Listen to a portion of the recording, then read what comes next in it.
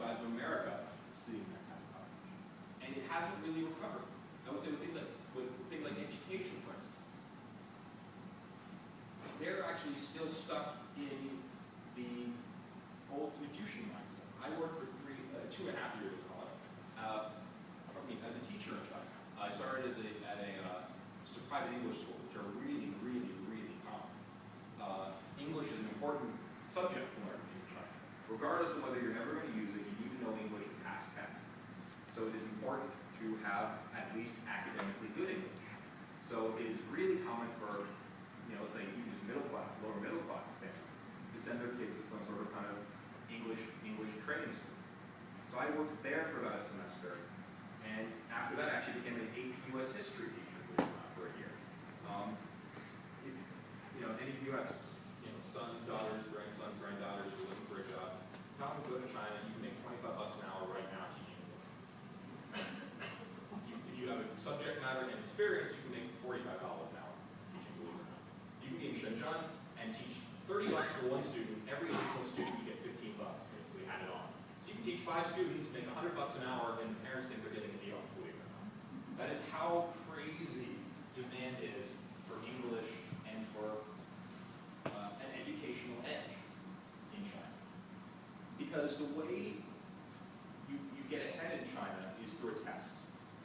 We have the SAT, grades, extracurriculars, recommendation letters, et cetera, or application essays rather, and recommendation letters to get into college. With China, it's pretty much one series of tests. Your senior year, and that is all that matters. In fact, seniors don't even get grades in China. What's the point? They have this exam. That should be it, right? It's called the Gaokao, which literally means high school exam.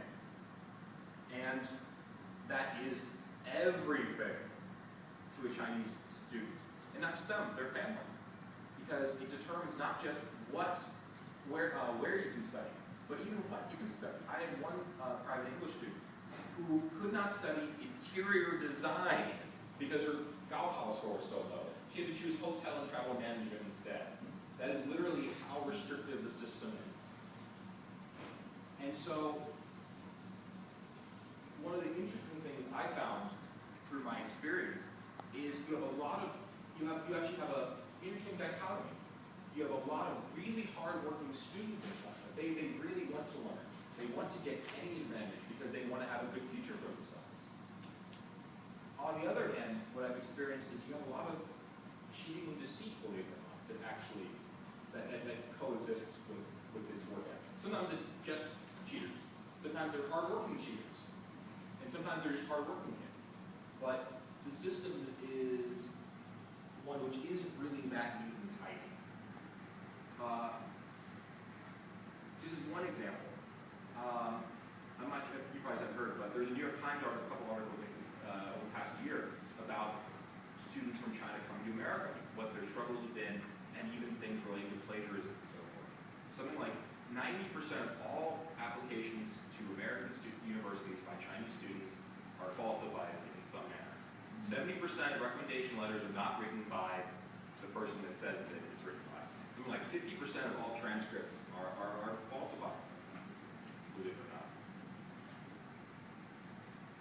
It is actually fairly endemic. There's a great example of a city that was a pilot program for cracking down on cheating in the Gaokao. You have people with microtransmitters in their pencil eraser.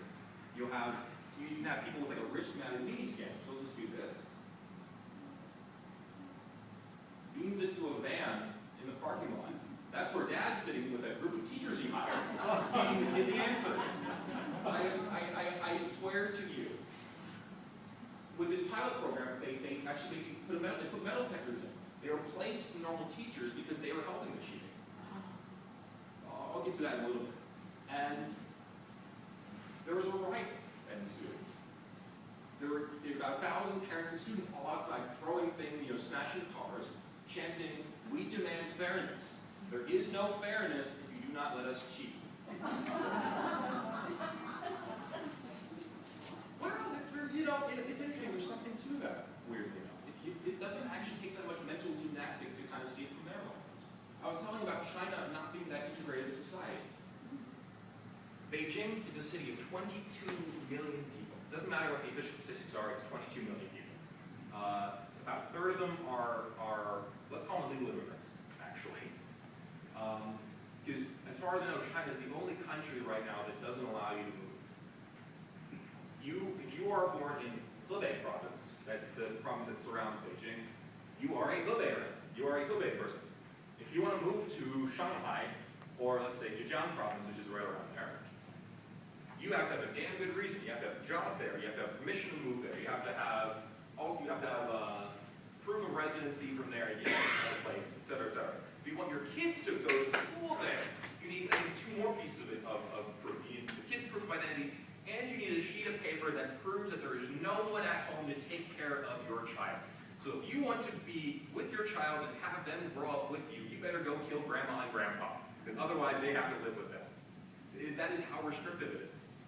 There are ways of fudging and so forth, but ultimately, it is truly a country where you are not allowed freedom of movement, residency, work, et cetera, et cetera.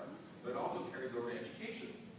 You know, state schools reserve a huge number of slots for state students, right? This is a lot of basic, mostly Korean students.